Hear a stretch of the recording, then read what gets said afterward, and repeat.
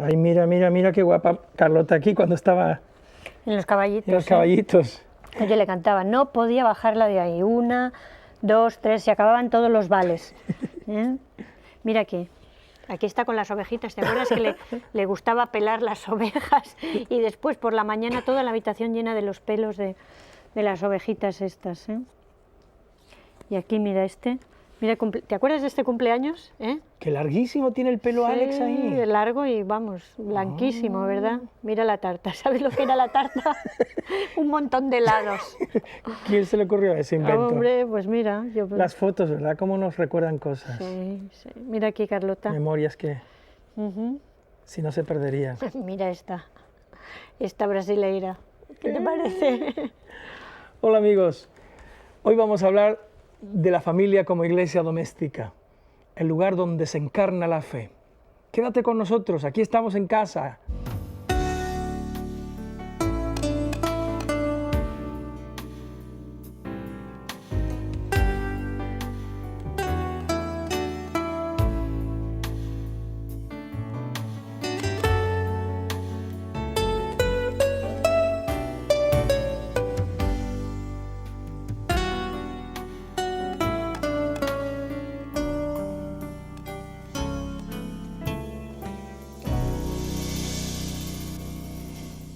Juan Pablo II nos recordaba en Nagasaki, en 1986, en su viaje apostólico: quiero exhortar a cada familia cristiana a ser verdaderamente una iglesia doméstica, un lugar donde se dé gracias y alabanza a Dios, un lugar donde se escuche la palabra y se obedezca su ley, un lugar de caridad fraterna, de apertura a los demás, especialmente a los más pobres y a los más necesitados. Es todo un programa realista, ¿verdad? Todo un reto para nosotros, los que quisiéramos vivir una iglesia doméstica en nuestra casa. De esto vamos a hablar hoy. Es interesante el tema, ¿verdad? Quédate con nosotros. Ser familia es una vocación cristiana que está inscrita en nuestros propios corazones. La fuerza que poseemos en la familia para superar las dificultades del camino, la convivencia, ¿verdad?, que en ocasiones se hace difícil, la fuerza proviene del Señor mismo, proviene de Dios, ¿verdad? La fuerza proviene de Dios y podemos contar con esa fuerza siempre. Claro, porque la familia que es cristiana, esta familia nace de un sacramento. El sacramento nos concede un algo más de aquellas familias que han surgido, ¿verdad?, de una unión no sacramental, no cristiana. El sacramento nos da una fuerza extraordinaria para empezar con unas armas que no se tienen en otros casos. Vamos a hablar entonces de unas señas de identidad de esa familia cristiana. ¿Cuáles son las señas de identidad de esta familia, de una verdadera familia cristiana? Y una primera seña sería que somos creyentes en un Dios vivo, en un Dios que de verdad está vivo, no en un Dios que es una simple un recuerdo para nosotros, ¿no?, que lo tenemos puesto ahí en un cuadrito. Es un Dios real, vivo para nosotros. Que interviene en nuestra vida, que nos ayuda, ¿verdad? Son familias que giran alrededor de una experiencia personal con Dios. Y cuando decimos esto, vamos a darle la importancia a esa palabra, ¿verdad? Una experiencia personal de cada uno de ellos.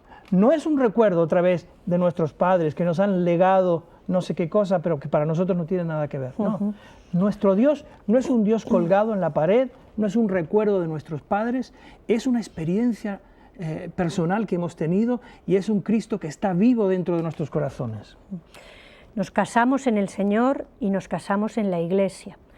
La Biblia nos presenta el matrimonio como un misterio, ¿verdad?, en el sentido bueno de la palabra, algo que va más allá de lo que nosotros vemos con nuestros propios ojos.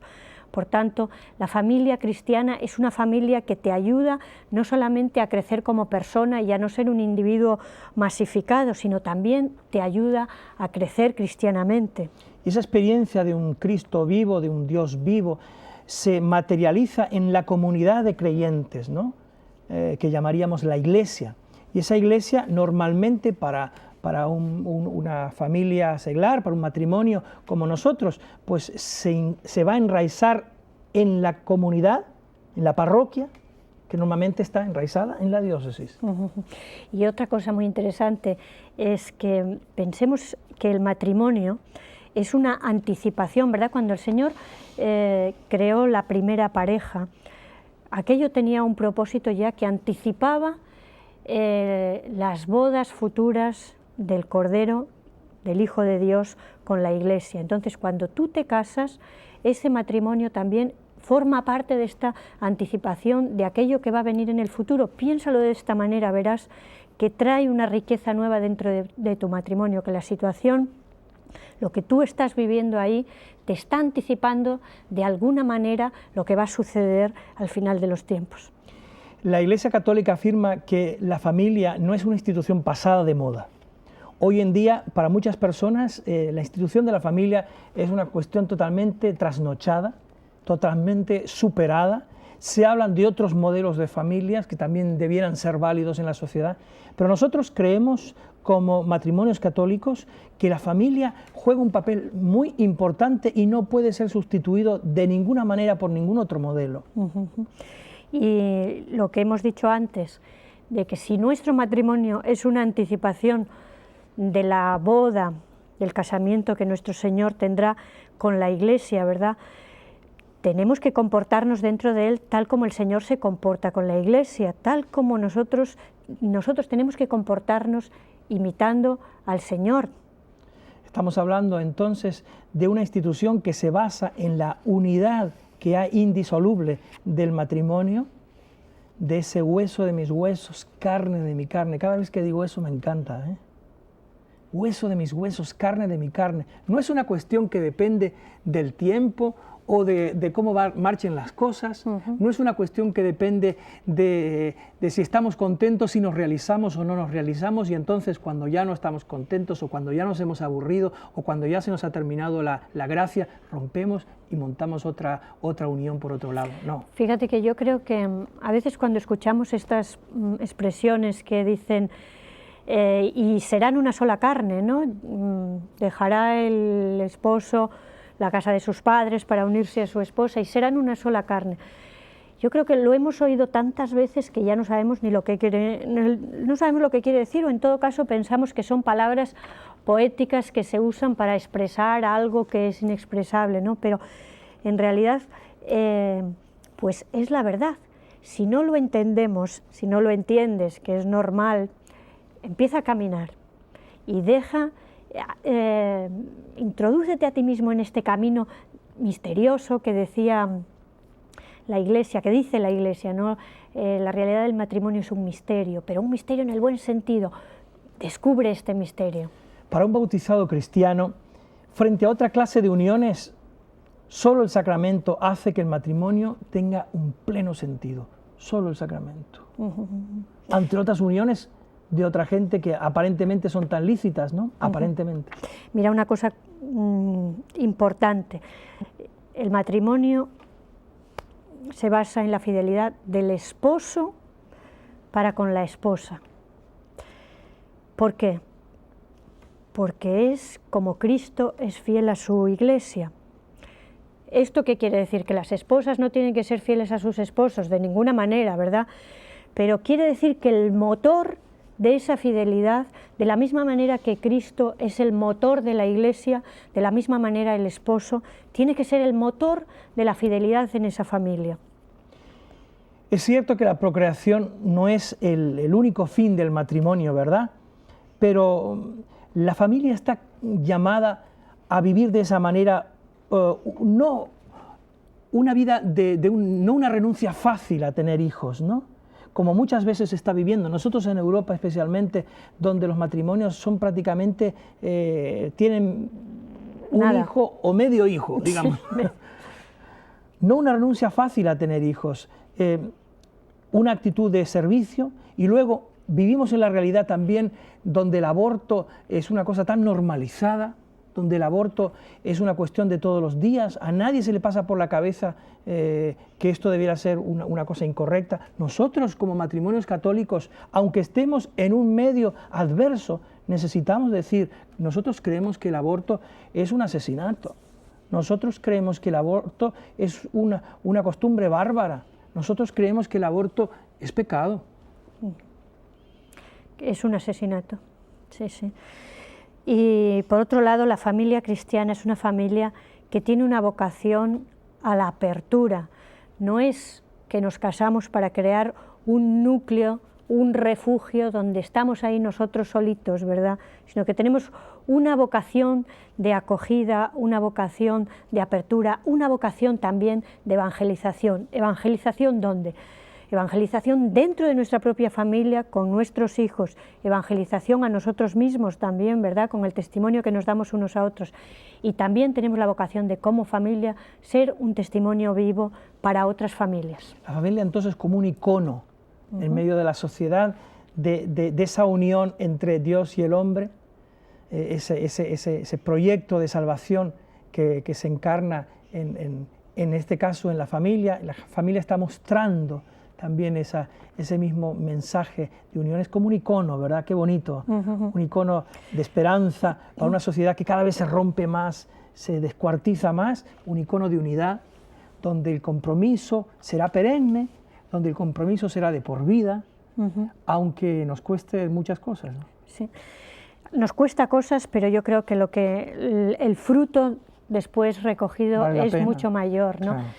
Si quieres profundizar en la realidad del matrimonio, si quieres de verdad embarcarte en esta aventura de ser una familia, iglesia doméstica, pues estudia la Biblia y te vamos a citar algunos documentos de la Iglesia que son importantes también. Si los tienes en tu casa, los puedes consultar. Por ejemplo, la Constitución Gaudium et Spes, la Exhortación Apostólica Familiaris Consortium, la Carta de los Derechos de la Familia. O más recientemente todavía la Carta sobre la familia de Juan Pablo II. Estas son documentos, son libros que debiéramos estar consultando, que cuando salen, ¿verdad?, debiéramos leerlos, porque son orientaciones, son guías, son verdades que son muy importantes, que nos ayudan a nuestra familia en medio de una sociedad cambiante. Nos enseñan por dónde están las cosas, ¿verdad?, por dónde tirar muchas veces. Y no son pautas para especialistas. No. Son pautas que nosotros como familia y como iglesia doméstica necesitamos tener como normas de conducta. Vamos a hablar en la segunda parte de qué hacer entonces, cuáles son las prioridades que tenemos que tener y qué pastoral desarrollar entonces en esta familia doméstica. No te nos muevas, quédate con nosotros. Los pastores en la Iglesia Católica también nos insisten sobre la necesidad de una nueva evangelización de la familia, una evangelización consistente, vigorosa, una evangelización que nos permita discernir entre las cosas de esta sociedad que están atacando la familia, que están buscando destruir la familia, que están intentando cambiar el concepto de familia según el orden de Dios. Nos están animando a evangelizar esta familia. ¿Por qué? Porque si esta familia no sobrevive, muy difícilmente el futuro será un futuro bueno, un futuro favorable para todos. Claro, vivimos una época de descristianización, de secularización tremenda, ¿no? Salvaje, que hacen que cada vez sea más difícil vivir este sacramento, ¿no? Cada vez sea una cosa más difícil, pero no es un imposible, ¿no? No. Y en ese sentido necesitamos recuperar, recobrar, restaurar todo lo que fue el proceso pastoral familiar de un estilo catequético, ¿no? Catecumenal y catequético en nuestra casa. Tenemos que ser conscientes que lo que hay en el ambiente actual, ¿verdad?, lo que se debate en nuestra sociedad es el sentido mismo de la vida, el sentido de la dignidad humana,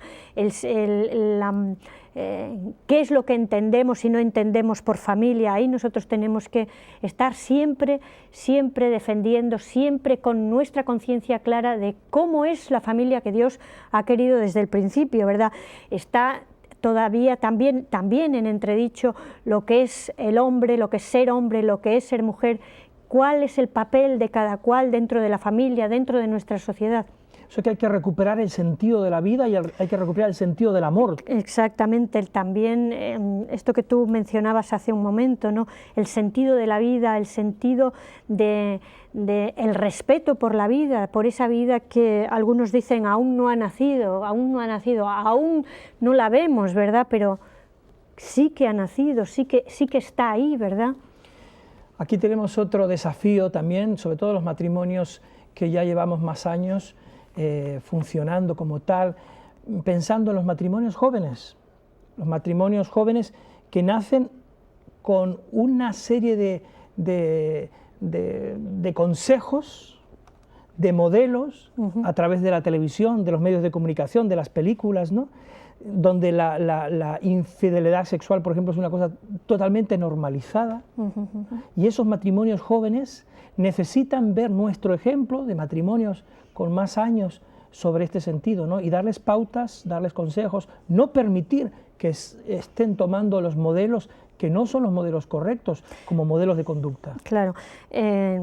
Por eso yo creo la insistencia de nuestros obispos de evangelizar, reevangelizar, o esta nueva evangelización de la familia, ¿no? Que tiene que recuperar estos valores que son valores cristianos, valores sin los cuales la familia no sobrevive, y si no sobrevive la familia, muy difícilmente va a sobrevivir nuestra sociedad. El futuro será muy negro. Esto que tú decías, ¿no?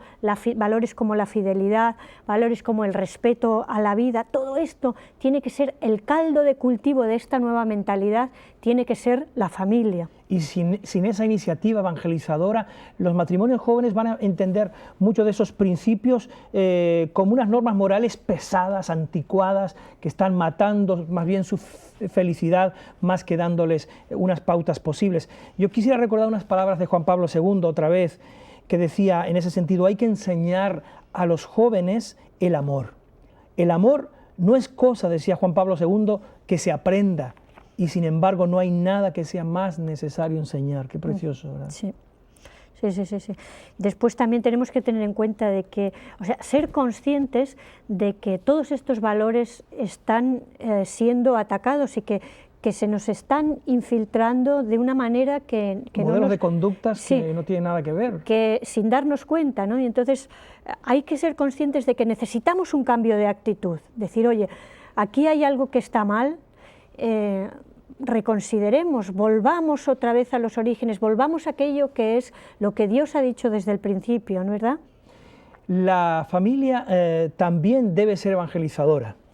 Vamos a dar unas pautas sobre esto, no sé qué te parece, sí, para que sea agente evangelizador también a los compañeros, a otras familias, al contexto donde nosotros estamos, donde nos movemos. Eso, no solamente debe ser motivo de evangelización, o sea, evangelizar dentro de la familia, sino que la familia misma debe ser también semilla de evangelización, debe ser testigo de la esperanza en este mundo. Me gustaría aquí leer unas palabras, ¿verdad?, de Pablo VI en la exhortación Evangelii Nuntiandi, que dice: la familia debe ser un espacio donde el Evangelio es transmitido a nuestros hijos, compartido con nuestro esposo, nuestra esposa, compartido también con nuestros padres, ¿verdad?, en el caso de que ellos vivan con nosotros, donde el Evangelio es transmitido y desde donde éste se irradia. Qué bonito, ¿no?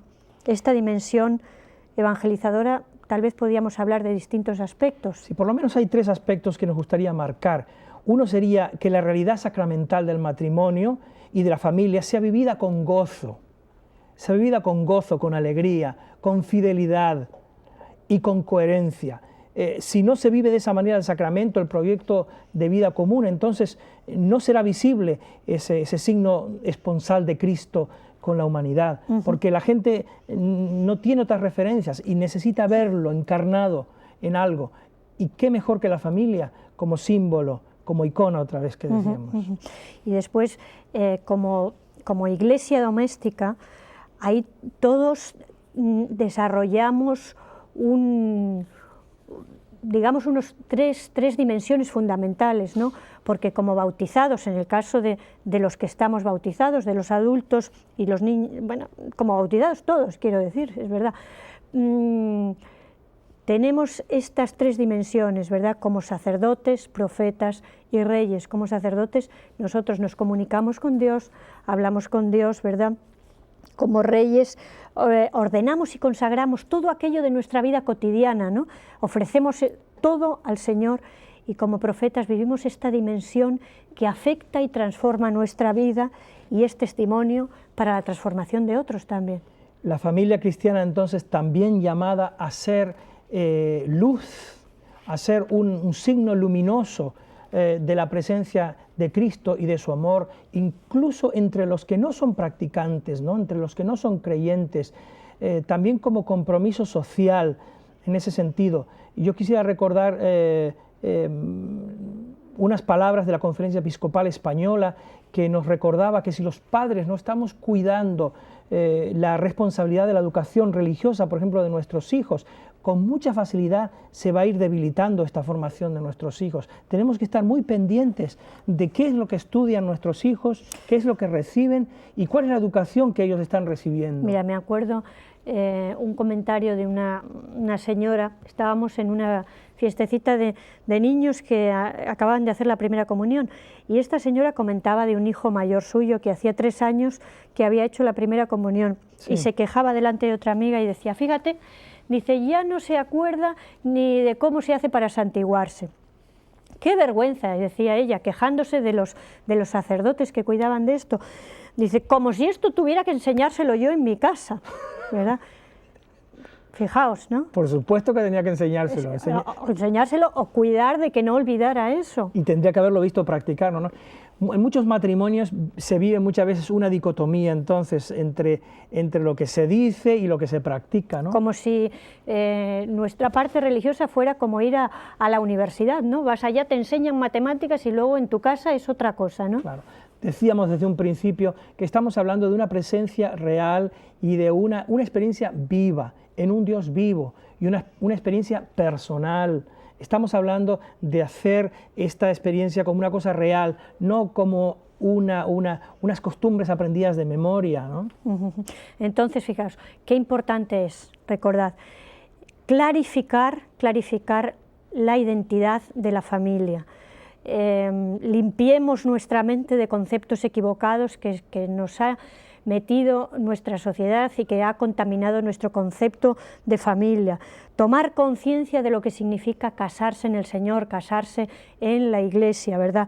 Y después ser agentes, ser comunidades, ser pequeña iglesia doméstica que evangeliza dentro de sí misma y que es testimonio, que es semilla de evangelización también en la sociedad. Permitidme recordaros una vez más esos textos de Juan Pablo II en aquel viaje apostólico a Nagasaki en el 86. Decía Juan Pablo, quiero exhortar a cada familia a ser una familia, una iglesia doméstica, un lugar entonces donde verdaderamente se dé gracias a Dios. Yo te pregunto, ¿se da gracias a Dios en tu familia? Un lugar donde se alaba a Dios en nuestras casas, en nuestra familia. Un lugar donde se escuche la palabra de Dios. ¿Has desempolvado la palabra de Dios o no? ¿O todavía no la has desempolvado? ¿Rezas con tus hijos? Un lugar donde se hace realidad esa presencia del Señor, donde se encarna de verdad esa presencia del Señor, y un lugar donde además nosotros estamos abiertos a los más necesitados, a los más desfavorecidos por la sociedad. También somos lugar donde acogemos de alguna manera esas realidades, ¿no?